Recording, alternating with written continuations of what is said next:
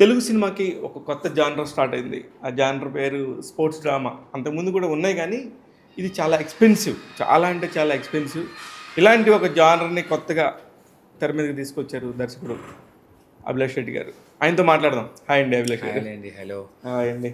Congratulations. Thank you అండి. ఫస్ట్‌గా ఒక కొత్త విజన్‌తోనే వచ్చారు. Very happy. అంటే ఫస్ట్ మేము చూసినప్పుడు ఓహ్! ఇంత లార్జ్ స్కేల్‌లో మనం కూడా తీయగలం. మన వాళ్ళు కూడా తీస్తున్నారు. మనం కూడా కొంచెం హాలీవుడ్ రేంజ్ స్టైల్ చెప్పుకోవచ్చు అనే ఫీలింగ్ వచ్చింది. ఓ సూపర్. అప్పుడు అంటే మీకేమనిపించింది అసలు? ఫస్ట్ స్టార్ట్ చేస్తున్నప్పుడు? అంటే స్టార్ట్ చేసినప్పుడు అందరికి ఇదే డౌట్. ఎలా ఎగ్జిక్యూట్ చేస్తారు?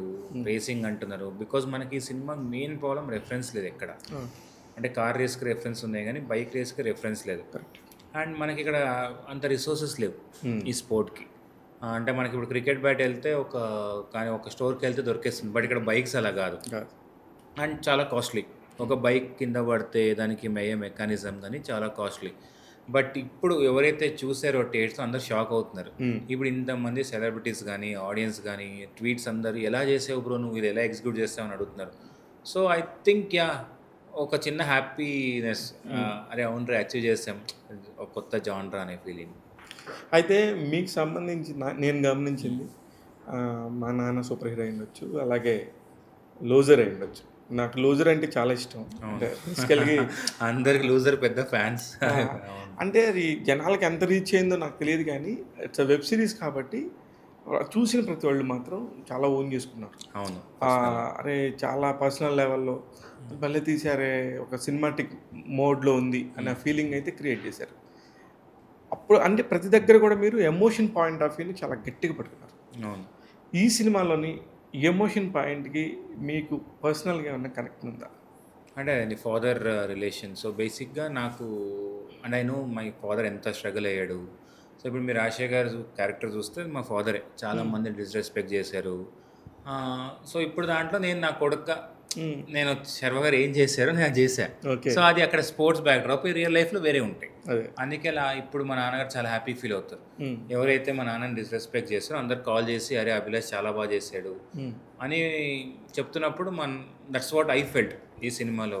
ఎక్కడ మీ నాన్నగారు డిస్రెస్పెక్ట్ అయ్యారని చెప్పి మీరు పర్సనల్గా ఫీల్ అయ్యారు? అంటే ఏం లేదు, చిన్న ఫినాన్షియల్గా చాలా లాస్ అయినప్పుడు కొంచెం చుట్టుపక్కల ఉండేటోళ్ళందరూ ఎవరు ఫోన్ చేయకపోవడం. బికాజ్ మా నాన్న కొంచెం వెల్ ఆఫ్ ఉండే అంటిల్ నా డిగ్రీ డేస్ వరకు చాలామంది హెల్ప్ చేశారంట. బట్ ఎప్పుడైతే మా నాన్న బిజినెస్లో లాస్ అవ్వడం అన్నప్పుడు ఎవరు పెద్ద పట్టించుకోలేదు. అప్పుడు నాకు అర్థమైంది వాల్యూ ఆఫ్ ఓకే మనీ ఉంటేనా, సక్సెస్ ఉంటే ఏమో మన చుట్టూ జనాలు ఉంటారు అనేదేమో నాకు మేబీ ఆ స్ట్రగుల్ చూడడం 4-5 ఇయర్స్ నా కెరియర్స్లో. అందుకే నాకు హ్యూమన్ ఎమోషన్స్ ఎక్కువ ఉంటుంది. మీకు ఇంటర్నల్ కాన్ఫిడెన్స్ ఎక్కువ ఉంటుంది కానీ ఎక్స్టర్నల్ కాన్ఫిడెన్స్ నేను చాలా తక్కువ పెడతాను. అండ్ నేను బిలీవ్ చేసిన మనుషులందరూ మంచోలే. అవును. నేను వాళ్ళని ఎక్కడ నేను డిఫరెంట్గా నేను చూపించలేను. నాకు మేబీ నేను చూడలేదేమో. అంటే పర్సనల్గా ఇంటర్నల్ కాన్ఫ్లిక్ట్స్ ఉంటుంది విత్ ఇన్ దెమ్ సెల్ఫ్ కానీ with in people. Maybe loser అందుకే కనెక్ట్ అయ్యారు. అండ్ ఇప్పుడు ఈ సినిమా కూడా అంత మంచి అప్రిసియేషన్ వస్తుందంటే బికాజ్ కానీ లూజర్కి వచ్చినంత ఎమోషనల్ కంటెంట్ దానికి సంబంధించి బైకర్కి రాలేదేమో అనిపించింది నాకైతే. అంటే ఎమోషన్ అంటే ఎందుకు నేను ఎందుకు అంటున్నా అంటే బైకర్స్ అనేది చాలా టఫ్ ఉంటారు. మీరు ఫిజికల్గా ఇప్పుడు నేను అనుకుంటే పిండేయచ్చు. ఇప్పుడు నాకు రాజశేఖర్ గారు శర్వ గారు ఉన్నారు, నేను మెలో డ్రామా చేసి ఏడిపించేయచ్చు. బట్ నా స్టోరీ అది కాదనుకున్నా. ఓకే బైకర్స్ అనేది కొంచెం tough. They are not like ఇప్పుడు నేను అండర్ డాగ్ స్టోరీ తీసుకొని నేను చేయలేదు. మీరు శర్వ గారు చూస్తే స్టార్టింగ్ కానీ ఒక పాయింట్ కూడా చెప్తే భలే ఉండేదేమో అనిపించింది. అవునా, నేను స్టార్టింగ్ 15 మినిట్స్లో కూడా నేను అనుకుంటే ఫుల్ అండర్ డాగ్ స్టోరీ కష్టాల్లో ఉన్నాడు అని పెట్టచ్చు. బట్ శర్వ గారి క్యారెక్టర్ కష్టాల్లో లేడు. మీరు చూస్తే ఓవరాల్గా స్క్రీన్ ప్లే రివ్యూ చూస్తే బైకర్స్ అలానే ఉంటారు.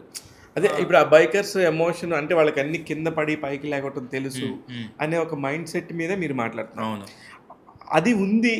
అందుకని ఎమోషనల్గా వాళ్ళు ఏమి అంత ఈజీగా డ్రాప్ అవ్వరు అనే ఒక ఫీలింగ్ కూడా పెడితే, అంటే మీరు అంత మెలో డ్రామా తీయగలిగిన వారు. అదే నేను తీసేయచ్చు. ఇప్పుడు నేను డైలాగ్స్ చాలా బాగా రాస్తా, అక్కడ డైలాగ్ పెట్టడం చాలా ఈజీ. బట్ చాలా ఏమో అనిపించింది. మేబీ నాకు కొంచెం ఫీడ్బ్యాక్ వచ్చింది. డెఫినెట్గా నేను తీసుకున్నా. నెక్స్ట్ సినిమాలో ఇది ఆబ్వియస్లీ తీసుకోవాలి. నెక్స్ట్ సినిమాలో నేను రాసే లవ్ స్టోరీ రాస్తున్నా ఇప్పుడు, దాంట్లో చూపిస్తాను ఒక అబ్బాయి అమ్మాయి మధ్యలో జరిగే డ్రామా ఎలా ఉంటుందో మీరు 100% ఈ రెక్టిఫై అండి. సి బేసిక్గా every one will have their own point of view. అవును. అయితే సార్ ఇక్కడ నా పాయింట్ ఇప్పుడు శర్వానంద్ గారితో కొన్ని డైలాగ్స్ చెప్పించాను, కొన్ని ఎమోషనల్ పాయింట్ ఆఫ్ వ్యూలో, కానీ ఎక్కడ కూడా పెద్ద స్టార్టింగ్ కెమెరా చూసేసి ఓ అన్నట్టు చెప్పలేదు, ఎక్కడో చూస్తుంటాడు. అవును, స్టేజింగ్ బ్లాకింగ్ నాకు ఏంటంటే కొంచెం మూమెంట్లో ఉంటుంది. మీరు చూస్తే ఎక్కువ నేను స్టాటిక్ పెట్టి నేను చేయను, బిజినెస్ చేస్తూ మీకు నేను డైలాగ్స్ చెప్పిస్తాను. ఏమో నా స్టైల్ ఏమో అది మేబీ. ఇప్పుడు చాలామంది సినిమా చూసి నాకు స్టైల్ ఉంది అంటున్నారు, మేబీ అది తెలియకుండా వచ్చిందా. నాకు నిలబెట్టి కెమెరా చూసి డైలాగ్స్ చెప్పడం అనేది ఏమో మేబీ అదొక వే ఆఫ్ మేకింగ్ ఏమో, నాది ఒక డిఫరెంట్ వే ఆఫ్ మేకింగ్ ఉండొచ్చు. ఇప్పుడు ఈ బైక్స్ సంబంధించి మాట్లాడితే కనుక మామూలుగా మన బైక్స్ బాగా ఎక్స్పెన్సివ్ బైక్స్ అయితే నాకు తెలిసి మామూలు ₹1,00,000 నుంచి 5,00,000 అలా వెళ్తాయి కదా. ఇప్పుడు ఈ మీరు వాడిన బైక్స్ ప్రైస్ ఏ రేంజ్లో ఉంటుంది సార్ సుమారుగా?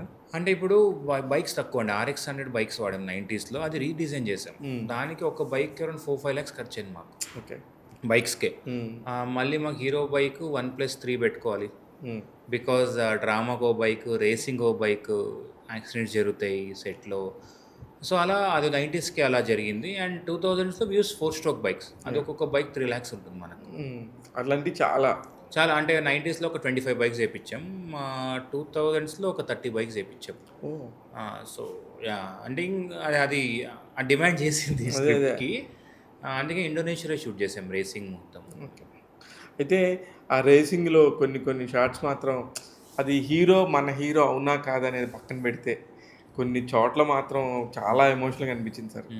శర్వ గారి పాయింట్ ఆఫ్ వ్యూ చాలా బాగా అనిపించింది. ఆయన అంటే ఎంతవరకు పుల్ చేయగలిగాడు అన్ని. ఇప్పుడు మీరు చూసిన చాలా షార్ట్స్ ఉన్నాయి, 100% ఎవరు చేయలేరు, ఓన్లీ రేజర్స్ తప్ప వాళ్ళు ఎవరు చేయలేరు.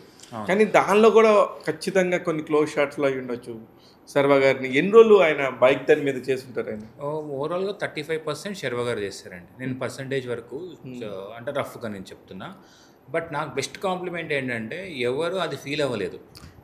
అది ఎమోషనల్గా అది అరే శర్వ గారే చేస్తున్నారు, బికాస్ టఫ్ షాట్స్ నేను చేపిలేను కూడా, అండ్ చేయకూడదు కూడా. అండ్ కొన్ని తనే రిస్క్ చేసాం, మౌంటైన్స్లో అంతా తనే డ్రైవ్ చేశాడు. నేను వైట్ షాట్ అన్నా వద్దన్నా అంటే ఇంక బైక్ ఎక్కితే చాలు, బికాస్ తనకు కూడా బైక్స్ అంటే ప్యాషనేట్. అండ్ ఎవరికి ఉండదు, ప్రతి ఒక్కరికి ఒక ఎమోషన్ కాబట్టి కొంచెం జాగ్రత్త పడ్డాం, బికాజ్ ఆల్రెడీ జానులో పెద్ద యాక్సిడెంట్ జరిగింది and we didn't wanted to take that risk. But దీంట్లో కొంచెం రిస్కీ షాట్స్ ఉండే, బట్ దిలీప్ గారు చాలా బాగా డీల్ చేశారు. బాగా చేశారు. యాక్చువల్లీ జానులో జరిగిన యాక్సిడెంట్ తర్వాతనే సర్వ కొంచెం అవును బాడీని పుట్టాలి, బికాజ్ కొంచెం రెస్ట్ తీసుకోవచ్చి ఎవరికైనా వస్తుంది అది. కానీ దాన్ని మీకు సినిమాకి కావాల్సినట్టుగా అలా మలుచుకోవటం అనేది ఎంత కష్టపడ్డాడండి. అదే సబ్జెక్ట్ నమ్మాడండి. నేను ఫస్ట్ స్టోరీ చెప్పినప్పుడు నేను ఒక ఫోటో చూపించాను, ఇలా ఉండాలి రేసర్స్ అని. దాంట్లో ఏముంది అప్లై చేసేద్దాం అన్నాడు. నాకు కూడా ఉంటుంది కదా అవుతాడా అవ్వడా అని. బట్ ఆఫ్టర్ ఫస్ట్ స్కెడ్యూల్లో నాకు ఆ ఫ్యామిలీ స్కెడ్యూల్లో అలానే షూట్ చేస్తాం, because we wanted that bulk. ఆ నెక్స్ట్ ఇంకో స్కెడ్యూల్లో వేర్ శర్వ గారు వచ్చి వాళ్ళ ఫాదర్ దగ్గరికి వచ్చినప్పుడు ఇంకొంచెం ఒక 7 kgs తగ్గాడు. వీ వాంటెడ్ దట్ ఒక 2 months బ్రేక్లో. దెన్ ఒక 6 months బ్రేక్ తీసుకొని ఆ 90s షూట్ చేసాం, వేర్ 23 kgs వరకు తగ్గారు. కానీ అసలు ఒక్కోసారి ఒక్కోలాగా భలే ఉంటాడు అబ్బాయి. శర్వాని ఎప్పుడు కూడా ఎందుకు రెస్పెక్ట్ చేస్తామంటే, నాకు డే 1 నుంచి తెలుసు శర్వానంద్ గారు. ఆయన చిన్న క్యారెక్టర్ ఆర్టిస్ట్గా ఉన్నప్పటి నుంచి, చిన్నగా హీరోగా అయిన కాడి నుంచి, ఆ తర్వాత ఇప్పుడు ఒక మంచి హీరో, కమర్షియల్ హీరో అయిన కాడి నుంచి కూడా బాగా తెలుసు. అయితే ఆయన మెయింటైన్ చేసే క్యారెక్టర్ కోసం తగ్గుతాడు కదా, తగ్గటం ఆ క్యారెక్టర్ కోసం ఒక ఎక్సైజ్ చేస్తాడు, అది నచ్చుతుంది ఆయన. అవును, చాలా హార్డ్ వర్క్ అండి ఇది. 23 kgs తగ్గడం అనేది అసలు అదే బిలీవ్ చేశాడు. అందుకే ఇప్పటివరకు బయట దిస్ మై బెస్ట్ ఫిలిం అని చెప్తున్నాడు. చెప్పటం కాదు, ఏంటి స్క్రీన్ల మీద వెళ్ళి అలా దండాలు పెట్టేస్తున్నాడు. అదే అండి, అది హార్డ్ వర్క్ చాలా చేస్తాడు. ఇట్స్ అంటే బేసిక్గా తనకు పబ్లిసిటీ చేసుకోవడం రాదు, పిఆర్ చేసుకోవడం రాదు. అంటే ఇప్పుడు ఇట్లా చేశాను జిమ్కి అట్లా వెళ్ళాను రాదు. నేనే ఇంకా అన్న ఒక డాక్యుమెంటరీ షూట్ చేశాను, transformation of Sharvan, because I wanted to tell audience it is not CG, it is real. ఇప్పుడు చెప్పుకోవాల్సి వస్తుంది మనం ఇది రియల్ అని చెప్పి. కాదు బాగా చేశారు అదే. అవును, అది కూడా అన్న వద్దు అభిలాష్ అన్నాడు, లేదన్నా తెలియాలి ఆడియన్స్కి.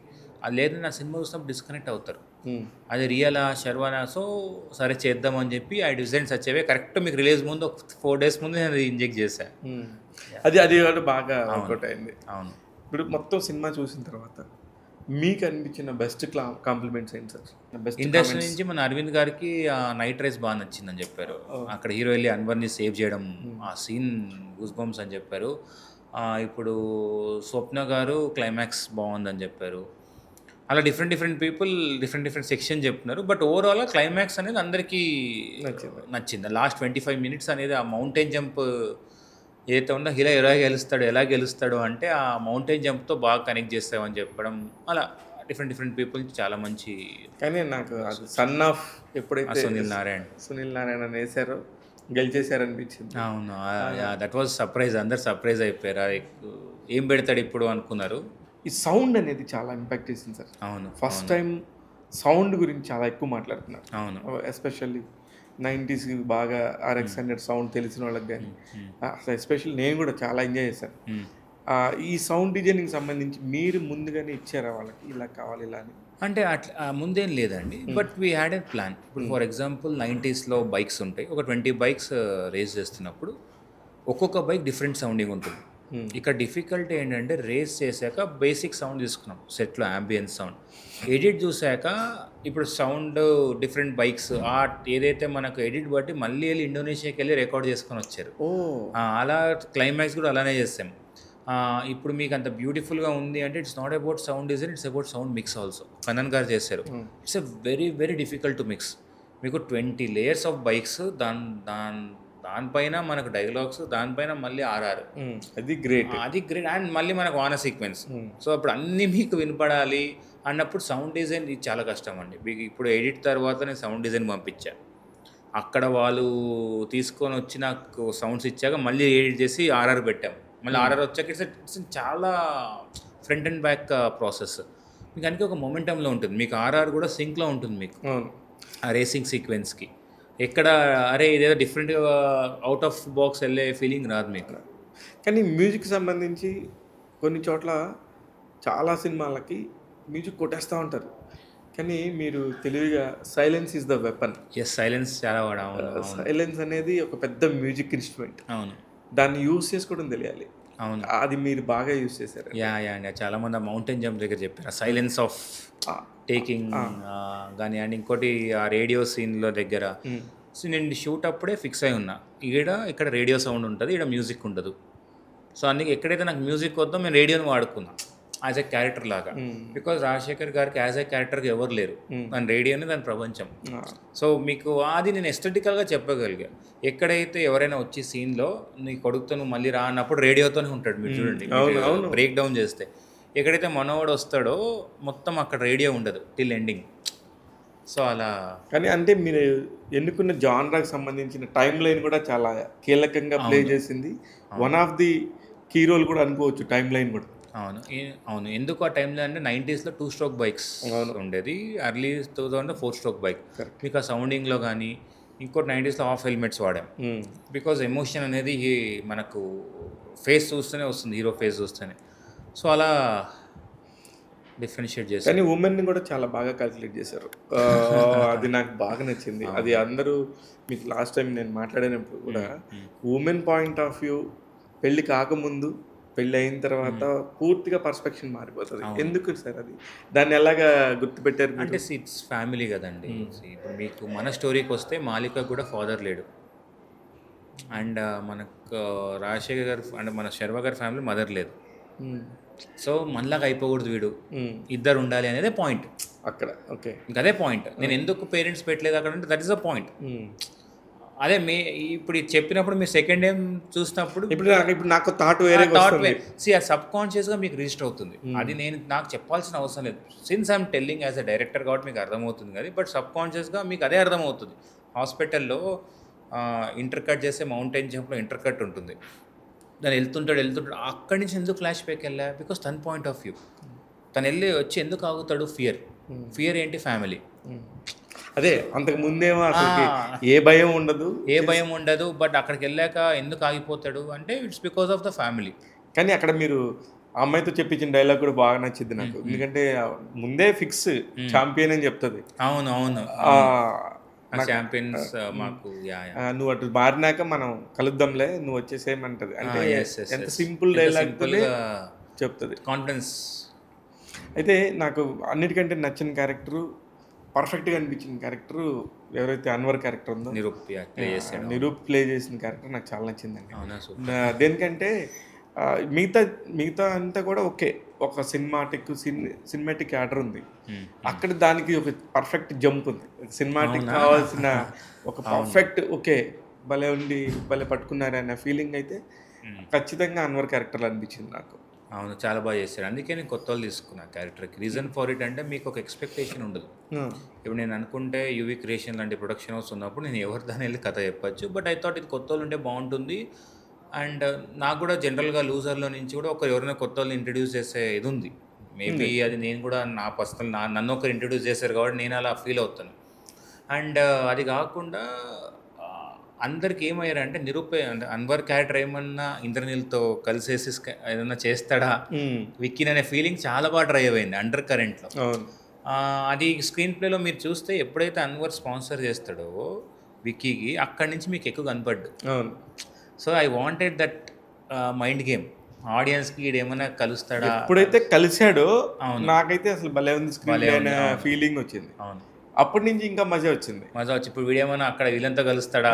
సో అది మీకు అక్కడి నుంచి చూడండి క్లైమాక్స్ వరకు అన్వర్ సీన్స్ ఎక్కువ ఉండకపోయినా వీడు ఏమన్నా చేస్తాడేమో బ్యాక్ ఎండ్ లో వీడు కలిసాడా నిజంగానే. అవును, అందుకే ఎక్కువ సీన్స్ ఇలే నేను, బికాస్ అది ప్లే చేయడానికి. అదే చిన్న చిన్న డీటెయిలింగ్ రైటింగ్లో తీసుకున్నాము. నవ్ ఇట్స్ మీలాంటి వాళ్ళు చెప్తున్నప్పుడు ఇట్స్ పేయింగ్ ఆఫ్ 100%. అలాగే ఇంకొక డైలాగ్ వెర్షన్లోకి వస్తే కొడుకు చేసే ప్రతి యుద్ధానికి మొదటి సైనికుడు నాన్నే. అవును, నేనే మళ్ళీ చెప్పను, జస్ట్ అలా వచ్చేస్తుంది ఆ డైలాగ్. అదైతే నాకు బాగా నచ్చింది సార్. అవును, సినిమాలో main one of the key that's a theme of Rajasekhar. అది మీరు చూస్తే అక్కడ వెనకాల ఇన్ సీక్వెన్స్ పెట్టి అదే డైలాగ్కి వైట్ షార్ట్ వేసి సో అలా డిజైన్ చేస్తాము. చాలా క్యాజువల్గా చెప్పారు. నేను మెలో డ్రామాగా కూడా ఆ డైలాగ్ నేను చెప్పలేదు. యాక్చువల్లీ నేను మిస్ అయింది అయితే ఆ డ్రామానే. అవునా? As a audience point of వ్యూలో ఇంటర్వ్యూరు ఇవన్నీ పక్కన పెట్టేస్తే నేను కూడా ఒక cinema regular audience point of వ్యూలో ఉంటా కాబట్టి నాకు అనిపించింది అయితే అది. అదే డ్రామా చాలా బాగా రాస్తా, అదే ఎట్లా మిస్ అయ్యాను. బట్ నెక్స్ట్ సినిమాలో కరెక్ట్ చేస్తాను. అంటే మీ డ్రామా అంతా కూడా మీ బైక్స్ మీద పెట్టిన ప్రేమ, శర్వానంద్ మీద ప్రేమ, ఆర్టిస్ట్ రాజశేఖర్ గారి మీద ప్రేమ చూపించారేమో. అట్లా ఉండదు నా జనరల్గా. But definitely look into it. ఇప్పుడు ఇంకో 1 వీక్ తర్వాత చూసుకొని ఎక్కడ మిస్ అయింది అని 100% చెక్. సార్, ఇంత ఒక న్యూ కామర్ అంటే 2 సినిమాలు అనేది పెద్ద ఇష్యూ కాదని నా ఉద్దేశం. అక్కడున్న బడ్జెట్స్ కన్సల్టెన్స్ అన్నిటికీ కూడా ఒక్కసారిగా చెక్ పెట్టేసేసుకొని next level of production house దొరికినప్పుడు నీకు వైడ్ థింకింగ్ ఉంటుంది. అవును, ఆ థింకింగ్ ప్రాసెస్లో ఇక్కడ ఇంత ఆలోచించాలి, ఇక్కడ ఇది ప్రొడక్షన్కి అమ్మో ఇది కుదిరిద్దా లేదనేది లేదు. అవును, ఎక్స్ట్రీమిటీని ఎలా ఎంగేజ్ చేశారు? అంటే ఎంజాయ్ కాగా సో టెన్షన్ ఉంటుంది యూవీలో పనిచేయాలంటే. ప్రతి దానికి మీకు అడగడమే ఇంకా ఎస్ చేసేతాము. సో ఈ ఫ్రీడమ్ అయితే 100% మీకు యూవీలో పనిచేసిన ఏ డైరెక్టర్ అడిగినా చెప్తారు. ఇక్కడ ఏంటంటే క్లైమాక్స్లో ఫర్ ఇన్స్టెన్స్ మేము అనుకున్నప్పుడు ఎఫ్ఎంసీ అయితే కొలాబరేషన్లో చేద్దాం అనుకున్నాం. వాళ్ళు సెట్ వేస్తుంటారు, వాళ్ళ రేస్ అయిపోయాక మనం వెళ్ళి షూట్ చేద్దామని.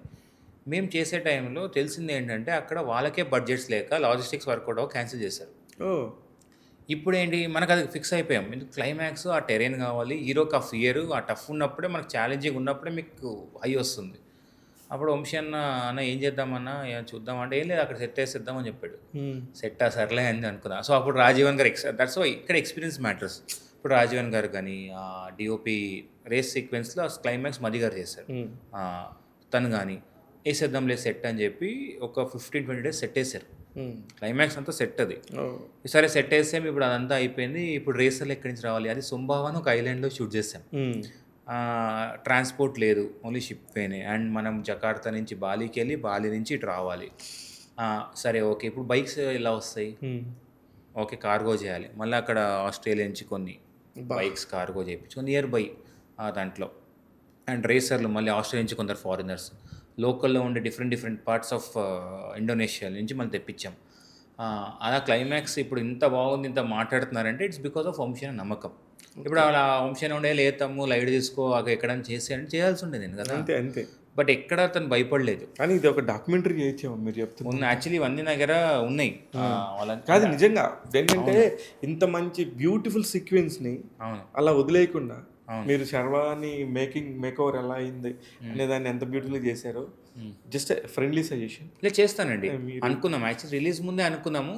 బట్ ఎక్సైట్మెంట్ పోద్దేమో చూసేటప్పుడు రిలీజ్ ముందు చేయకూడదు చేయలేదు. actually. ఇప్పుడు చేస్తాం. ఇప్పుడు చేయండి, once it is after the OTT నేను అప్పుడు చేస్తాను. ఎందుకంటే ఒక 1 hour అయినా చేయండి, ఏం పర్లేదు. అంటే ఉన్నాయి వాళ్ళ రేసర్లు మాట్లాడించాము, ఇంటర్వ్యూ తీసుకున్నాము. అక్కడ ఎవరైతే నాకు కోఆర్డినేట్ చేశారో వాళ్ళందరితో ఇంటర్వ్యూలో ఉంది. ఒక డాక్యుమెంటరీ అనుకున్నాం, ఒక 20-25 minutes.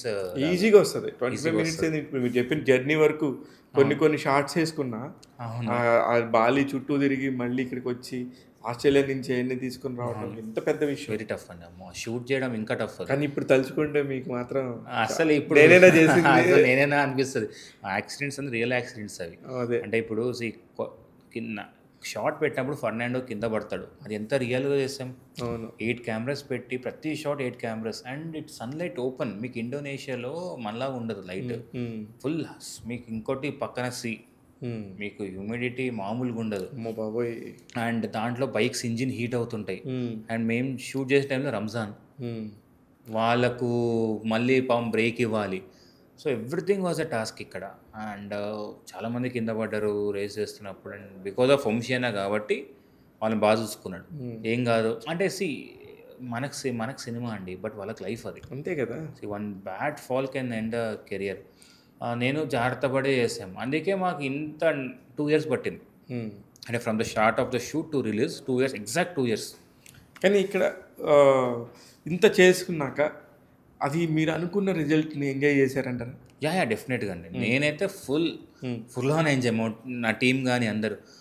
Because I understand we are coming from. మేము కొంచెం ఎక్స్పెక్ట్ చేసాం ఓపెనింగ్స్ వస్తాయని. బెటర్గా ఎస్, మార్కెటింగ్ చేయాలని కొందరు అంటారు, కొందరు దేర్ ఆర్ డిఫరెంట్ పర్స్పెక్టివ్స్ అండి. అది ఎంత కాదు, అదంతా నా తప్పుడు, నాది కూడా తప్పు ఉండొచ్చేమో. నేను లాస్ట్ మూమెంట్ వరకు ప్రాజెక్ట్ మీద కూర్చోవడం, ఆ సీజీ వర్క్ మీద నేను పెట్టడం టైము. మేబీ నెక్స్ట్ సినిమాలో నేను ఫిక్స్ అయింది ఏంటంటే, నాకు అనిల్ రావుపూడి గారు ఇన్స్పిరేషన్.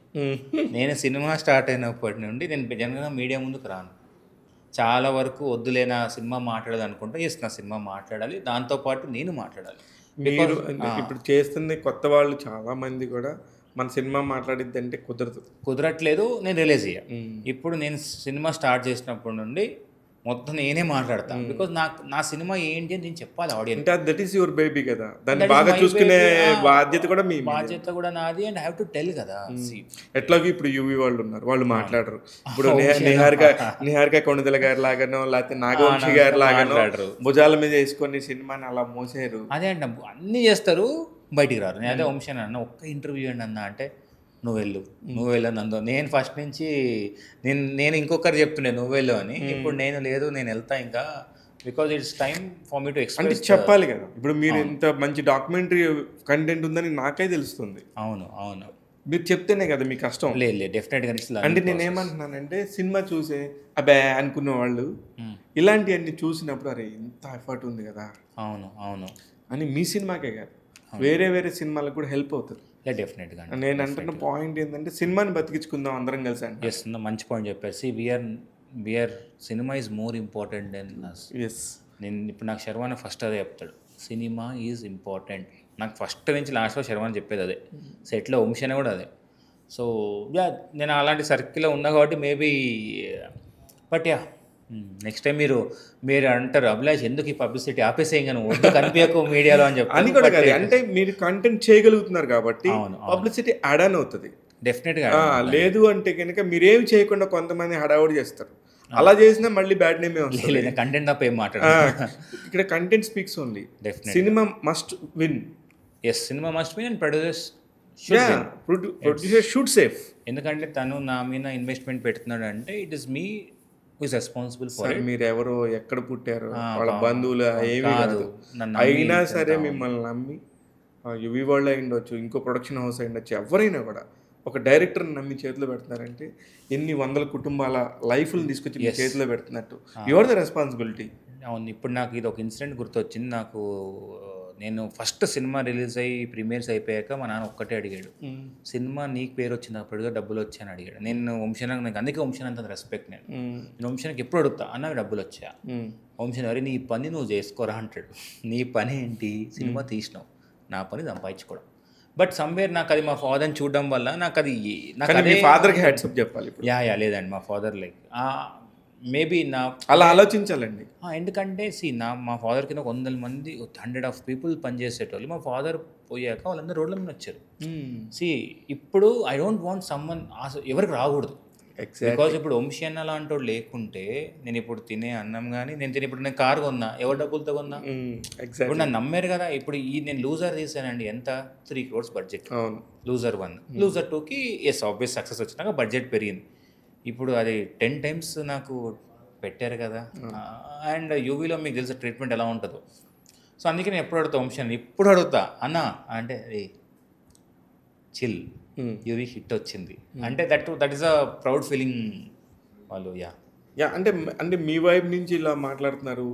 కొంత నేను ఇప్పుడు మామూలుగా మీడియాలో ఉన్నాం, జర్నలిస్టులుగా ఉన్నాం కాబట్టి కొంచెం మాకు అందరితో కూడా ఎంక్వైరీస్ చేస్తూ ఉంటాం. అందరికి కూడా కామన్గా ఉంటాయి కొన్ని. వీళ్ళు మాట్లాడినప్పుడు కొన్ని విషయాలు చెప్తూ ఉంటారు.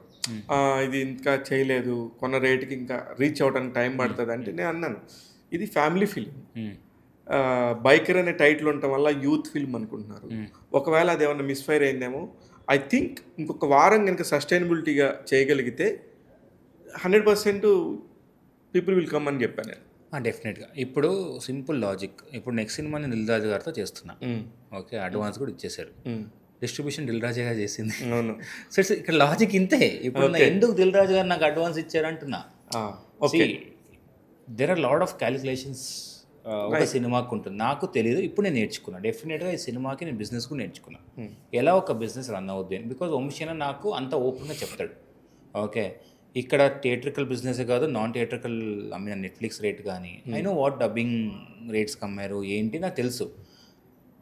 ఆన్సర్ ఇంతే, నాకు దిల్ రాజు గారు ఎందుకు అడ్వాన్స్ ఇచ్చారు, ఆయన డిస్ట్రిబ్యూషన్ కదా. సో దిల్ రాజు గారు ఎంత కూల్గా ఫస్ట్ ప్రీమియర్స్ అప్పుడు నేను టెన్షన్ పడుతుంటే అరే అభిలాష్ ఇట్ రారా అన్నాడు. ఎందుకు టెన్షన్ పడుతున్నావు అన్నాడు. అది పాప్కార్న్ నేను కూడా హ్యాపీగా ఉన్నారు. బికాజ్ నేను యాజ్ ఎ ఫిల్మ్ మేకర్గా వాళ్ళు తెలుసు ఇది ఎంత టఫ్ చేయడం అనేది. ఇది అంత ఈజీ ఎగ్జిక్యూట్ చేసే సినిమా కాదు. అండ్ ఇప్పుడు కూడా producers spending money on publicity. Yes we are late, మేము ముందు చేయాల్సి ఉండే, ఇప్పుడు చేస్తున్నాం. సినిమా మాట్లాడింది. Now we want mouth talk, అయితే వర్డ్ ఆఫ్ మౌత్ వచ్చింది, మేము స్ప్రెడ్ అవుతుంది ఇప్పుడు స్లోగా. ఆంధ్రలో కానీ రాయలసీమలో కానీ now it's spreading. Producers give up year అండి, ఇంకో 3 weeks ఇంకా చేస్తూనే ఉంటారు. కానీ నాకు అనిపించింది ఏంటంటే చాలా కాలంతో అయింది. ఇదివరకు ఇప్పుడు సినిమా బాగాలేదు, సినిమా ఓకే, సినిమా యావరేజ్ అనే ఒక రివ్యూస్ వస్తే టక్మని 3rd day తర్వాత 100% డ్రాప్ ఉండే. మీది అట్లా కాకుండా రివర్స్లో ప్లే అవుతుంది. అవును, మండే ట్యూస్డేస్ కూడా ఫుల్ ఉందని చెప్పారు డిస్ట్రిబ్యూటర్స్. ఇప్పుడు 100 peopleలో ఒక 20 members అటు ఇటు ఇచ్చారు రివ్యూస్. ఐ అగ్రీ, నేను అదే చెప్తా వాళ్ళకు. నేను నిన్న డైరెక్షన్ టీం చెప్పా, ఎవరైతే మనకు రివ్యూ కొంచెం అసలు ఎవ్వరు బ్యాడ్ ఇవ్వలేదు, ఇంకా బెటర్ ఉండొచ్చేమో. యాక్చువల్లీ ఆ లక్కీగా ఏంటంటే ఎవరు ఆ 2.5 కింద ఎవరు లేదు. బట్ నేనేం చెప్పాను డైరెక్షన్ టీమ్కి, అరే వాళ్ళు ఏ సినిమాలు అయితే ప్రీవియస్గా మంచి రివ్యూ ఇచ్చారో ఆ సినిమాలు మొత్తం లిస్ట్ చేయండి అన్న. ఓకే డెఫినెట్గా నేను నెక్స్ట్ సినిమా అప్పుడు వాళ్ళని కూడా సాటిస్ఫై చేయాలి కదా. నేను నెక్స్ట్ సినిమా అప్పుడు నా ప్రొడ్యూసర్ అరే అభిలాష్ కొట్టేవరా 4.5 ప్రూవ్ చేసుకోవాలి. లెర్నింగ్ అండి. ఇప్పుడు నేను లూజర్ నుంచి మా నాన్న నుంచి లెర్నింగ్తోనే వచ్చాను. నేను డైరెక్షన్ టీం చెప్పా, అంటే వాళ్ళు తీసి పెట్టారు కూడా. రోహిత్ అని ఉంటాడు, అన్న ఇవి నచ్చాయన్న ఇవి, బికాజ్ నేను చూసుకుంటా. బికాజ్ ఎందుకు నచ్చలేదు సినిమా, అరే బాగానే తీసాం కదా, బాగుంది కదా. 80 members సెక్షన్ ఆఫ్ ఆడియన్స్ నచ్చినప్పుడు ఈ 20 people ఎందుకు నచ్చలేదు అని రీసెర్చ్ చేసుకుంటా 100%. లేదు అంటే ఆ 20నే 100% కరెక్ట్ అని కూడా లేదు, అలాగని 80%లో కరెక్ట్ అని కూడా మనం చెప్పలేము. సినిమా ఆ పర్స్పెక్టివ్ వేరే ఉంటుంది. అవును, బట్ నేను యాజ్ ఎ ఫిల్మ్ మేకర్గా చూడాలి, నేర్చుకోవాలి. కాబట్టి నేను బాగుండేది, నేను ఎక్కువ మీకు ఇప్పుడు బాగుందని చెప్పాను. ఎప్పుడు ఫోన్ చేసి నేను బాగుందా అని అడగాను. మీరు ఇప్పుడు కాన్వర్జేషన్ కూడా మీకు లూజర్ ఇంత పెద్ద ఫ్యాన్ అవునా, నేను ఏం బాగుందండి అడగాను. బట్ ఒక్కొక్క సటన్ బాగాలేదు అన్నప్పుడు ఎందుకు అని అడుగుతాను నేను క్వశ్చన్. ఓకే మేబీ నేను అదే అన్నా, ఎవరికి అసిస్టెంట్ చేయకపోవడము, ఇండస్ట్రీ తెలియదు మనకు ఎట్లా మాట్లాడాలి ఏంటి. మనం అంతా ఫిలిం స్కూల్ని చదువుకొని బ్యాచ్కి వచ్చాం డెఫినెట్లీ. కానీ నాకు అన్నపూర్ణ ఫిలిం స్కూల్లో నుంచి మీరు చదువుకుని వచ్చి చాలామంది డైరెక్టర్స్ అవుతున్నారు సార్. నాకు అదైతే అందరికీ అప్రిషియేట్ చేయాలనిపిస్తుంది. ఎందుకంటే ఎంత కాదనుకున్న practical knowledge is more important. Important. అది తెలిసినా కూడా అక్కడి నుంచి కూడా వచ్చి ఇక్కడ కొడుతున్నారు కదా. అది మొన్న నాకు సైక్ సిద్ధార్థ డైరెక్టర్ వరుణ్ రెడ్డి కూడా చేశాడు. వాడు నా సీనియర్, కంప్లీట్ ఆపోజిట్ క్యారెక్టర్. నేను వాడు ఇంకా అసలు మాట్లాడితే అసలు నేనే వింటా, వీడి ఏంది ఇట్లా మాట్లాడుతున్నాడు, మనకు రాదేమి అని. Such an brilliant film maker. నాకు బ్రిలియంట్ అనిపిస్తాడండి వరుణ్ కూడా. ఎందుకంటే వాళ్ళు ఇచ్చిన ఆ బడ్జెట్స్లో చాలా బాగా చేస్తారు. చాలా బాగా అది చాలా తక్కువ మందికి అర్థమవుతుంది. దాని రివ్యూస్ కూడా పక్కన పెట్టండి. నేనేమంటున్నానంటే అసలుకి ఆ బడ్జెట్స్లో అలా చేయటం అనేది వండర్ అంటున్నాను. డెఫినెట్గా నేను వరుణ్ కలిసినప్పుడు అదే చెప్పా, చాలా బాగా చేస్తున్నాను.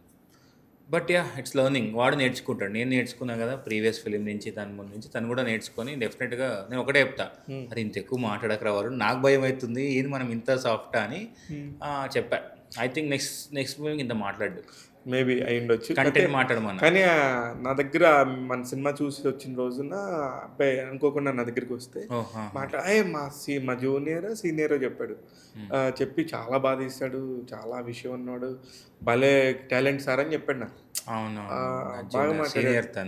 మీ సీనియర్. అలాగే మీ దగ్గర నుంచి వచ్చేవాళ్ళు కూడా ఇంకా చాలా మంది ఉన్నట్టున్నారు. నెక్స్ట్ వస్తాయి. ఇప్పుడు నా డైరెక్షన్ టీం అందరూ రెడీ.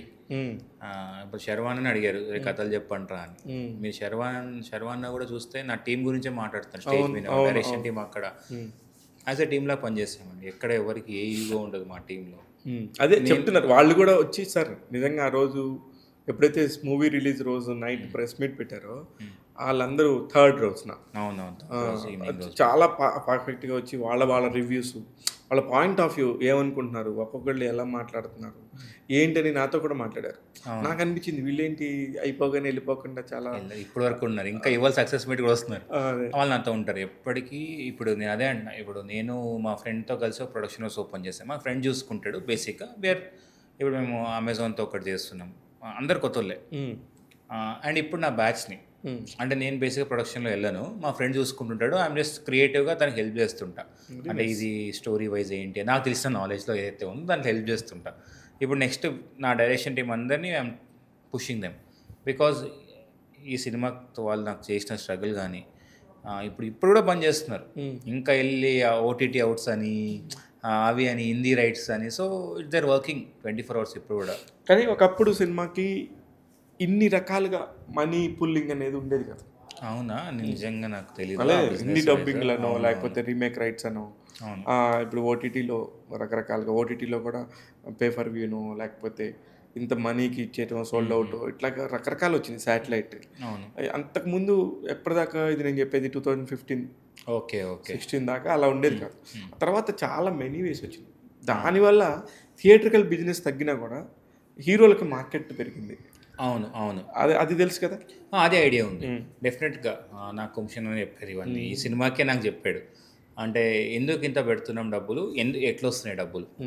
ఆబ్వియస్ నేను రైటర్గా అడుగుతాను, ఇంత పెడుతున్నాం కదా అంటే ఇదిరా బిజినెస్, ఇది వచ్చే ఇది మనం ఇక్కడ ఉన్నాం మనం అని చాలా బాగా. ఈ లెక్కన యువి వంశీ గారు ఫుల్ హ్యాపీ. మీరు జస్ట్ వీకెండ్ నంబర్ ఉందా, ఎవరైనా ఫోన్ చేయండి, అడగండి, చెప్తారు ఎంత హ్యాపీ వాళ్ళు.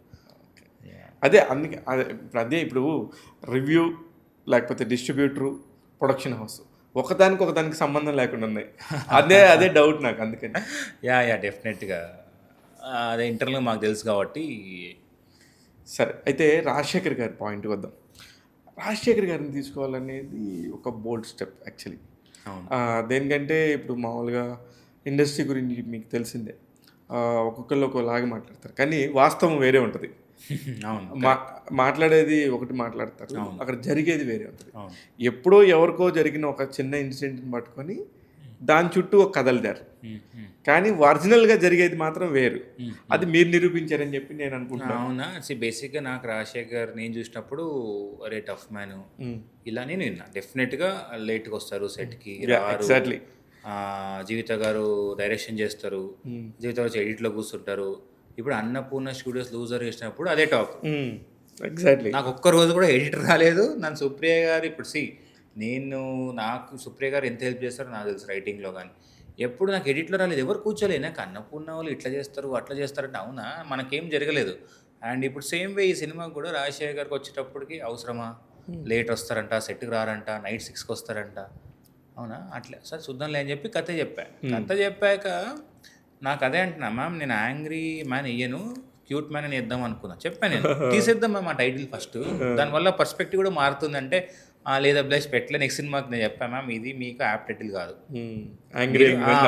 లేదు మ్యామ్ ఇంకా మీరు క్యూట్ మ్యాన్ సచ్ ఇప్పుడు కూడా ఇప్పుడు తనకి ఇంజురీ అయింది లైక్ అయినా ప్రమోషన్స్కి వస్తున్నారు so that's the respect we earned as a team అందుకే నాకు చాలా హ్యాపీ ఇప్పుడు సీనియర్ యాక్టర్స్ ఇప్పుడు నాకు అంత రెస్పెక్ట్ ఇస్తున్నారంటే అవసరం లేదు కదా ఏముంది ఇప్పుడు సారే చెప్తారు అభిలాష్ డిడ్ ఎవ్రీథింగ్ అని చెప్తారు sir I didn't do anything it's we as a team did everything అని చెప్తుంటా బట్ యా మీకు చెప్పింది కరెక్ట్ బయట చాలా ఉండే బట్ నాకైతే ఎటువంటి ఇబ్బంది లేదు వచ్చారు అది మొన్న మీరు మెన్షన్ చేసినప్పుడు కూడా ఐ ఫెల్ట్ వెరీ హ్యాపీ ఎందుకంటే రాజశేఖర్ గారు పర్సనల్గా నాకు చాలా క్లోజ్. అవును రాజీవిత మేడం కానీ వాళ్ళందరూ కూడా అరే నిజంగా వాళ్ళ పాయింట్ ఆఫ్ వ్యూలో వాళ్ళు కష్టపడతారు. సంథింగ్ ఏదో జరిగి ఉండొచ్చు, ఎవరికో ఏదో డైరెక్టర్కో ఏదో ప్రొడ్యూసర్కో ఎక్కడో జరిగి ఉండొచ్చు, ఆ ఒక్క సందర్భం కాదు కదా, మిగతా అన్ని ఉంటాయి కదా అంట నేను. అంటే ఇట్స్ నేనే నమ్ముతానంటే మనం ఎలా ఉన్నాం వాళ్ళు అలా ఉంటారు. ఇట్స్ లైక్ మనదే తప్పు వాళ్ళే తప్పు అని చెప్పకూడదు ఎప్పుడు. I feel I'm blessed. నాకు అయితే నాకు ఒక క్యూరియాసిటీ క్వశ్చన్ ఉంది మీద. అవునా, ఇలాంటి క్వశ్చన్స్ చెప్పండి. ఏం లేదు, సింపుల్. ఒక అన్నపూర్ణ స్టూడియోకి వెళ్ళి జాయిన్ అవ్వాలను, ఒక ఫిల్మ్ స్కూల్లోకి రావాలను ఒక ఉండి బాగా రిచ్ కిడ్స్ కొంచెం ఆలోచిస్తారు. మామూలుగా కొంచెం లేని వాళ్ళు, కొంచెం మధ్యతరగతి సినిమా మీద పిచ్చి ప్రేమ ఉన్నవాళ్ళు అయితే ముందు సినిమా దగ్గర ఎవరి దగ్గర అసిస్టెంట్కి చేరుతాం అనుకుంటారు. మీరందరూ ఇలా చేరారు కదా, అసలు మీ నేపథ్యం ఏంటి? మీరు అసలు ఎక్కడి నుంచి వచ్చి సినిమా ఇండస్ట్రీలో పడ్డారు? అంటే లేదు, నేను నాకు అంత హిస్టరీ ఏం లేదు. బట్ నేను 10th వరకు చిత్రదుర్గాని కర్ణాటకలో చదివా. ఓకే. దాని తర్వాత నేను ఇంటర్కి వచ్చి శ్రీ చైతన్య జాయిన్ అయ్యా. అప్పుడు కూడా నాకు ఫిలిమ్స్ అంటే పెద్ద ఇంట్రెస్ట్ లేదు. అంటే సినిమాలు చూస్తా, ఏదో బుక్స్ చదివేటోని అది చేసేటోని, కానీ నేను ఫిల్మ్ మేకర్ అవుతా అని లేదు. డిగ్రీలో నాకు అది వచ్చింది. నేను 60 డిగ్రీ కాలేజ్ చదివా చిక్కట్పల్లి. అక్కడ మేబీ ఆ సుదర్శన్ థియేటర్కి వెళ్ళడం, అక్కడ అప్పుడే ఆ వైబ్ చూస్తుండే. నేను చిన్నప్పుడు అంటే ఏంటి, పేరెంట్స్ తీసుకెళ్తే వెళ్ళేటోని. నేను మనకు అంత సినిమాకి వెళ్ళే అంత స్కోప్ నాకైతే లేదు. నన్ను బాగా స్ట్రిక్ట్గానే పెంచారు పేరెంట్స్. సో తర్వాత నేను డిగ్రీలో నాకు షార్ట్ ఫిల్మ్ చేయడం స్టార్ట్ చేశాను. ఓకే. అక్కడ నాకు అరే అవును కదా, నేను కథ బాగా చెప్తున్నా, నేను రిలీజ్ అయ్యా. మీకు మీరే? నేను రిలీజ్ అయ్యి నేను ఒక 7-8 షార్ట్ ఫిల్మ్ చేశాను డిగ్రీలో. చేశాక ఓకే అందరు బాగుంది అన్నారు. ఇప్పుడు ఓకే ఇప్పుడు ఏం చేద్దాం, నేను అసిస్టెంట్గా ట్రై చేశాను. 2-3 మనకి ఇండస్ట్రీలో కాంటాక్ట్స్ లేవు. అప్పుడే నాకు FTA ట్రై చేశాను పూణేలో. నాకు వర్కౌట్ అవ్వలేదు. అప్పుడే అన్నపూర్ణ ఫిల్మ్ స్కూల్ వచ్చింది. చూస్తే ఫీజు ఇంత అని చెప్పారు. ఇంత ఎడ కడతాము అని చెప్పి సరే అని చెప్పి వాళ్ళే లోన్స్ ఇట్లా ఉంటాయంటే నేను లోన్ వెళ్ళి అప్లై చేశాను. నేను మీకు ఫీజు నేను 50% కట్టలే అన్నపూర్ణలో. అమలా గారు హెల్ప్ చేశారు నాకు. నేను అప్పుడు వద్దులేమో నేను వెళ్ళిపోతా, ఇంకా 2nd ఇయర్ అనుకుంటా, వల్ల అవ్వట్లేదు అంటే లేదు నువ్వు చెయ్యి, నో ప్రాబ్లం అని చెప్పారు. That is why Amala ma'am అంటే నాకు అంత రెస్పెక్ట్. మీరు చూస్తే అమలా మ్యామ్ నాకు ఇంటర్వ్యూ ఇచ్చారు. ఆల్మోస్ట్ ఇంటర్వ్యూ చూసి ఏంటి అసలు ఇది కనెక్షన్ లేదు. That is why Amala ma'am knows how much struggle I went through. నేను ఎంత స్ట్రగుల్ అయ్యానో ఆ టైంలో, but I never gave up. అందుకే మ్యామ్ ఏది చేసినా నాకు సపోర్ట్గా మాట్లాడతారు. కానీ చాలా ఓన్ చేసుకున్నట్టున్నారు అమలా గారు. యా అంటే అదే అండి, ఆ టైంలో చాలా సపోర్ట్ చేశారు కదా. నేను వెళ్ళిపోతాం గివప్ ఇచ్చేస్తే నా వల్ల అవ్వదు, 2 years చదవడము ఇంకా నాకు అంటే లేదు చదువు ఏం కాదు, ఫీజు తర్వాత చూద్దాంలే అని. ఇప్పటికీ ఫీజు అడగలేదు. ఇప్పుడు అడిగేస్తారేమో, ఇస్తారా? నేను ఇస్తా. దట్ ఈస్ వాట్ నేను డెఫినెట్గా నేను మ్యామ్ కావాలి అన్నప్పుడు నేను ఇస్తాను. ఇప్పుడు మ్యామ్కి ఏ సపోర్ట్ కావాలో నేను చేస్తాను. నా దగ్గర ఉండే సపోర్ట్ ఏంటో నేను చేయగలుగుతా. ఫైనాన్షియల్గా అయితే నా దగ్గర అంత సపోర్ట్ చేసేంత లేదు. బట్ ఇప్పుడు ఫిల్మ్ స్కూల్ వెళ్ళి గెస్ట్ లెక్చర్ చేయడం అవన్నీ డెఫినెట్గా నాకు ఉండే నాలెడ్జ్ నేను చెప్పగలుగుతాను. అమలా గారు మంచిగా అఖిల్ గారిని తీసుకొని ఒక మంచి సక్సెస్ ఇవ్వమని అడుగుతారేమో. అవునా, నేను డెఫినెట్గా నాకు స్టోరీ ఉంది, చెప్తా. మామని అడిగి ఇదే ఉంది, నేను అదే అనుకున్నా. అంటే సక్సెస్ నేను అది అంటే I don't want to speak that way. ఇప్పుడు లెనిన్ వస్తుంది, 100% బ్లాక్ బస్టర్ అవుతుంది. సో ఇప్పుడు నెక్స్ట్ నేను వెళ్ళి ఒక కథ చెప్తా. మీరు నాకు ఆ రోజుల్లో హెల్ప్ చేశారు కదా, నేను ఈ రోజుల్లో నా చేత నేను చేస్తానని అట్లేం లేదు. అంటే వాళ్ళు ఎక్కడ మనం ఇక్కడ అసలు అంటే అయ్యో హెల్ప్ చేయడానికి పెద్ద చిన్న అట్లా కాదండి. బికాజ్ నేను మ్యామ్ని అడగాలి, మ్యామ్ అఖిల్ కథ చెప్తా అని. బట్ మ్యామ్ ఈ సినిమాతో చాలా ఇంప్రెస్ అయింది. సరే, ఇప్పుడు హీరోల్ని ఇప్పుడు మీరు మీ దానిలోనే ప్రియదర్శి గారు అయ్యుండొచ్చు, ఇప్పుడు ఇలా మందిని చూశారు కదా, వీళ్ళతో ఒక్కొక్కరి దగ్గర గమనించిన అంశాలు ఏంటి మీరు? నేనా దర్శితో ఫస్ట్ లూజర్ వేసినప్పుడు ఫస్ట్ రోజు కామెడీ చేస్తుండే సెట్లో. దర్శి ఇది కామెడీ సినిమా కాదు, ఇది సీరియస్ సినిమా అని. అవునా బ్రో అని చెప్పి ఈ రియలైజ్ నేను ఓపెన్గా చెప్పేస్తాను. సో దర్శి ఆబ్వియస్లీ అప్పుడు నేను ఇంకా కొత్త, దర్శి కూడా every one were upcoming and అందరూ అందరూ చాలా అంటే అందరూ యంగ్స్టర్స్ లాగా పనిచేసాం. బ్యూటిఫుల్గా జర్నీ ఉండే. సుధీర్ సినిమాకి సుధీర్ కూడా కొంచెం టఫ్ అది ఇది మాట్లాడుతున్నారు బయట చాలామంది. నాకు ఏ రోజు ఏం ప్రాబ్లం చేయలేదు. ఇప్పుడు సుధీర్ గారు ఏంటంటే ఒకటే ఫీల్ అవుతారు, అరే ఆ సినిమా కమర్షియల్గా ఆడలేదు అభిలాష్, చాలా ఫీల్ అవుతారు. అదే నేను ఇందాక అడిగిన క్వశ్చన్ అది. అవును మీరు మళ్ళీ దీనిలో లేదు అదే అన్న చాలా బట్ అది సేమ్ యూవీనే వంశీనే ప్రొడ్యూస్ చేస్తాడు ఆ సినిమా కూడా. వర్కౌట్ అవ్వలేదు కమర్షియల్. మేబీ వంశీ అడిగితే రిలీజ్ డేట్ రాంగ్ అయ్యిండొచ్చేమో. ఇప్పుడు ఓటీటీ ప్రెషర్, అప్పుడే రిలీజ్ చేయాలి మార్కెటింగ్ అసలు ఆ సినిమాకి మార్కెటింగ్ అనేది ఒకటే ప్రెస్ మీట్ పెట్టాం. దెర్ ఆర్ థింగ్స్ మేము కూడా నేర్చుకున్నాం. ఆ సుధీర్ దగ్గర నేర్చుకుంది ఏంటంటే ఫుల్ ఎట్లా అంటే టెక్స్ట్ బుక్ ప్రిపరేషన్. ఇప్పుడు నన్ను సీన్ పేపర్ పెడితే నెక్స్ట్ రోజుకి డైలాగ్స్ ప్రిపేర్ వస్తాడు. ఇక్కడ శర్వానంద్ గారు కంప్లీట్ ఆపోజిట్.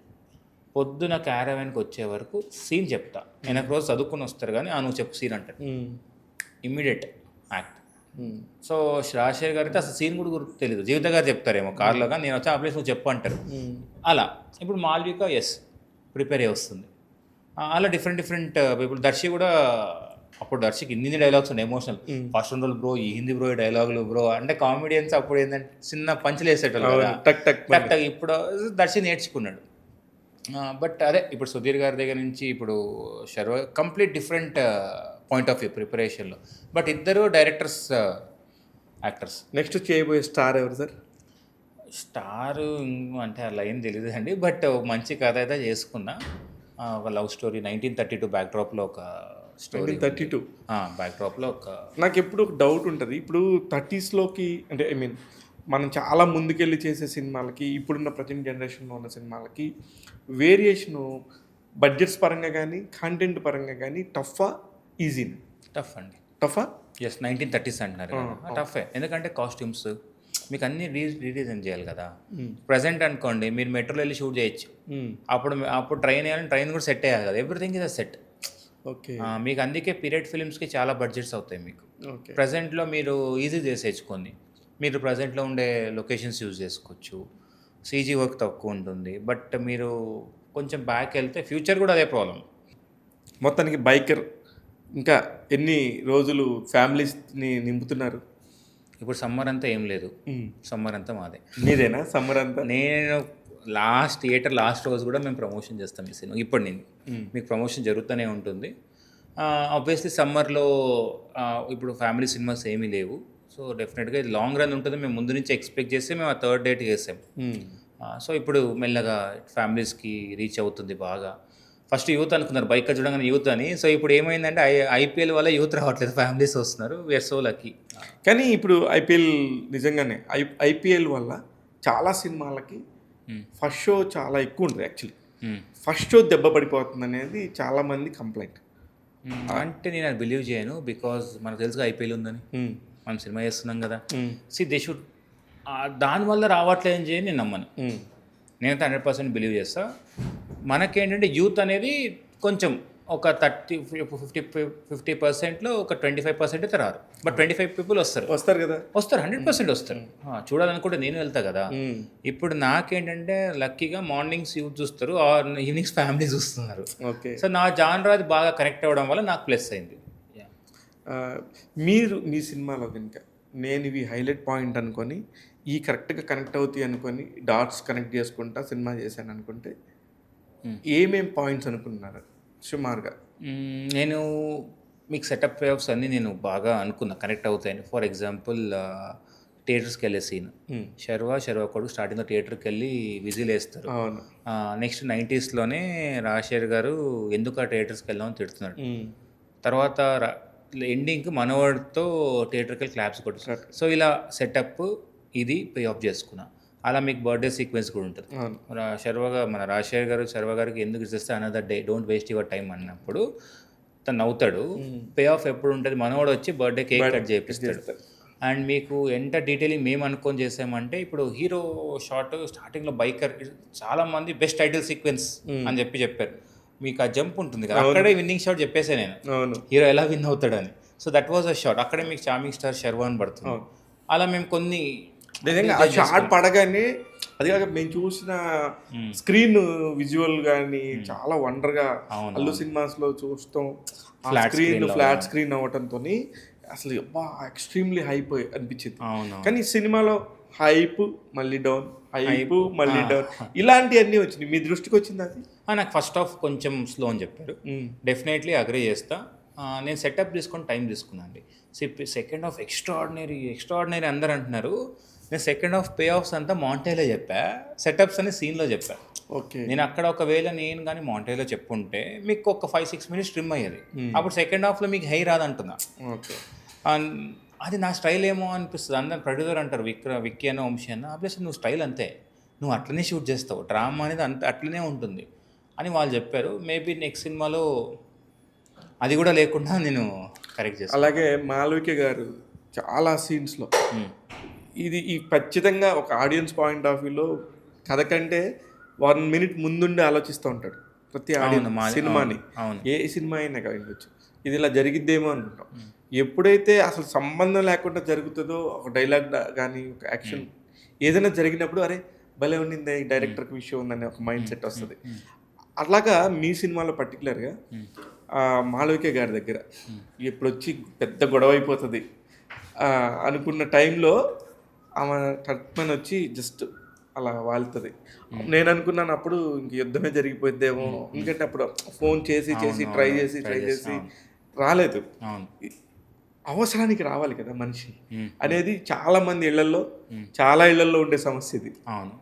ఆ సమస్యని మీరు భలే ఎలా పెట్టారు అనేది నాకు అర్థం కాలేదు. మీరు ఏమన్నా రేస్ అయ్యారు అన్నారు కదా, మీరు అక్కడ చూస్తే ఇప్పుడు ఆ సీన్ డిజైన్ ఎలా ఉంటుందంటే ఆడియన్స్ చూస్తున్నప్పుడు వరిగా ఉంటుంది ఆడియన్స్కి, బట్ శర్వా గారు చూస్తున్నప్పుడు నవ్వుతుంది. అవును, ఓకే, మీరు ఐ వాంట్ రేస్ అగైన్ అన్నప్పుడు లాగుతుంది. ఓకేనా, టెన్షన్ చూపిస్తా, ట్రాక్ షాట్ వేసి తిరగంగానే నవ్వుతుంది. So she doesn't want to show pain అలా ఫ్లాష్ బ్యాక్ టు శర్వా. కానీ ఎందుకు ఆయనతో అంత విభేదం అనేది నాకు అర్థం కాలే. రాజశేఖర్ గారు కాదు, శర్వానంద్తో మాళవిక గారికి ఎందుకు అంత విభేదం? ఎక్కడ మీరు పెద్ద ఫైట్ ఏం చూపిలే అంటే తనకు తెలుసు ఇప్పుడు వద్దని చెప్తుందని, బికాజ్ ఫ్యామిలీ ఇంపార్టెంట్ అని తెలిసి శర్వా గారికి తెలుసు కదా. సో ఇప్పుడు శర్వా గారి క్యారెక్టర్ కూడా ఎక్కడో మీకు కన్విన్స్ చేయడు, బికాజ్ హీ నోస్ తను ఎట్లనో వద్దంటది అని. అందుకే చాలా సటిల్గా తీసుకెళ్ళా. మేబీ ఆ ఎమోషన్ కొంచెం అప్లిఫ్ట్ చేస్తుంటే మీరు ఆ డ్రామా అనే పాయింట్ అన్నారు కదా, ఇంకా వచ్చేదేమో. అతను అసలు కంటే వడ్డీ ముద్దు అనేది ఒక సామెత ఉంటుంది. అసలేమో కొడుకు అయితే వడ్డీ ఏమో మనవడు. అంటే అసలు కంటే వడ్డీ ముద్దు అనే సామెత నాకు నిజంగా అక్కడ అనిపించింది. అంటే మీకు అది కూడా మీ స్టోరీలో పిల్లోడు వల్లనే విడిపోయారు, పిల్లోడు వచ్చే కలిపాడు సప్లాట్లో. అది కూడా వన్ ఆఫ్ ద ఎసెన్స్ లాగా వాడుకున్నాం. అందుకే థియేటర్లో ఆ పిల్లోడు వచ్చినప్పుడు అరే వీడు వచ్చాడా ఎక్స్పెక్ట్ చేయరు ఎవరు. ఇప్పుడు మాల్విక ఏం చేస్తారు నెక్స్ట్ అనేది పిల్లోడే ఆయుధం. పాయింట్ ఆఫ్ వ్యూ అనేది అది చాలా బాగుంది. ఎనివే సార్, నాకైతే పర్ఫెక్ట్గా అనిపించింది. చాలా బ్లాగ్స్, కానీ ఆ మీరు చేసినంత గొప్ప పనికి దానికి తగినంత రిజల్ట్ రాలేదేమో అవునా అనేది మాట్లాడుతున్నాడు. ట్రేడ్లో మాట్లాడుతున్న దానికి ఈ 3 వారాలు సమాధానం చెప్తుందేమో చూద్దాం. తప్పకుండా చెప్తుంది. అదే, ఎందుకంటే ఇప్పటిదాకా నాకు తెలిసి ఇప్పుడు ఆ ట్రేడ్లో మాట్లాడుకుందో లేకపోతే ఇంకొకళ్ళు మాట్లాడిందో నిజమైతే ఈ పాటికి ఉండకూడదు కదా. ఉండకూడదు అండి. ఆడియన్స్ కూడా family audience Monday Tuesday turn over అయ్యారు. లాంగ్ రన్ సినిమా అని మాకు తెలుసు, మీకు టైం పడుతుంది. కొత్త సినిమా కొత్త జానర్ అన్నప్పుడు definitely it will take time. అదే ఎక్స్పీరియన్స్ ఉన్న ప్రొడ్యూసర్స్ కాబట్టి వాళ్ళకి అర్థమవుతుంది అనుకుంటా. అర్థమవుతుంది. And producers sir happy already chill అయి ఉన్నారు ఇప్పుడు వాళ్ళు. సో కానీ శర్వానంద్ కెరియర్లోనే బిగ్గెస్ట్ హై బడ్జెట్ ఫిల్మ్ అనేది వచ్చింది, అది నిజమేనా? అంటే నాకు ప్రీవియస్ సినిమా బడ్జెట్స్ తెలియదు కదా, అంటే ఎంత పెట్టారు ప్రొడ్యూసర్స్ తెలియదు. బట్ మనం అనుకున్న బడ్జెట్ 10% ఎక్కువైంది. 3 కోట్ల రూపాయలతో వెబ్ సిరీస్ తీసే అభిలాష్ ఇప్పుడు ఇన్ని కోట్లని హ్యాండిల్ చేయగలుగుతున్నాడు అనేది వచ్చింది. అవును, అది ఎన్ని కోట్లు అంటారు ఇప్పుడు ఈ సినిమా? అది ప్రొడ్యూసర్ అయితేనే బెటర్, నేను చెప్పకూడదు. యూవీలో డైరెక్ట్లీ చెప్పరు బడ్జెట్స్. పోనీ మీ రెమ్యునరేషన్ ఎన్ని రెట్లు పెరిగిందో చెప్తారా? నా రెమ్యునరేషన్ ఇప్పుడు చూద్దాం. ఈ సినిమాకి నుంచి లెక్కేద్దాం. దిల్ రాజు గారి చేతిలో నుంచి వచ్చిన చెక్ దగ్గర రెమ్యునరేషన్ ఇంపార్టెంట్ కదా. నా ప్రొడ్యూసర్ నాకు సేఫ్ ఉండాలండి. సో ఇట్ ఈస్ నాట్, నాకు తినడానికి ఫుడ్ ఉంటే చాలు, నాకు పెద్ద కుక్కపేటలో ల్యాండ్ కొనాలి ఇవన్నీ లేవు. మీరు గిఫ్ట్ ఇస్తా అంటే తీసుకుంటా. నేను ఆ రోజు వచ్చినప్పుడు తీస్తాను నేను కూడా. అదే అంటున్నా, మీరు మీకు వస్తే నాకు ఇవ్వండి, నేను ఆ రోజు వచ్చినప్పుడు డెఫినెట్గా ఎందుకు రాదు, మీకు 100% వస్తుంది. Thank you. వస్తుంది. Anyways all the very best. మంచి ఎమోషన్తో కొత్త ప్రాజెక్ట్స్ని తీస్తున్నారు, తెలుగు సినిమా ఖ్యాతిని పెంచుతున్నారు, థ్యాంక్ యూ. కొత్తగా మాట్లాడుతున్నారు. అంటే ఈ జాన్రా సినిమాని కూడా మన వాళ్ళు చేయగలరని మాట్లాడుతున్నారు. అది మీ ద్వారా సాధ్యమైనందుకు ఇంకొకసారి కంగ్రాచులేట్ చేస్తూ, ట్యాగ్ తెలుగు ఎప్పుడు కూడా కొత్త టాలెంట్ని, కొత్త టైప్ ఆఫ్ ఒక కంటెంట్ని ఎంకరేజ్ చేస్తుంది. అందులో నేను ముందుంటాను. ఆల్వేస్ విత్ యూ అభిషేక్ గారు. థ్యాంక్ యూ అండి. Right, all the best. Thank you అండి.